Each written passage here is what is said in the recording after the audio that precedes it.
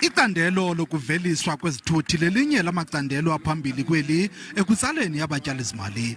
NgoJulayi walonyaka izidubedube ezithe zenzeka kwiphondo laKwaZulu-Natal ziye zanefuthe elibi kweli candelo. Umsimveliso wakwaToyota noneminyaka engama-60 usebenza kweli wagrogrisa ngokufuduka kweli phondo uye kugxumeka intente kwelinye iphondo. Namhlanje Umongameli Cyril Ramaphosa uphehlelele icandelo elitsha lokuvelisa izithuthi lenkampani yakwaToyota yaye eliphulo sele lidale amathuba engqesho angaphaya kwe-1,700. The introduction of this new vehicle has created 575 new jobs at our Prospecton plant and over 1,200 direct jobs in our component supply base. Umongameli Cyril Ramaphosa wothulele umnqwazi lenkampani yakwaToyota ngenquleqhu yayo kuqoqosho lweli lizwe.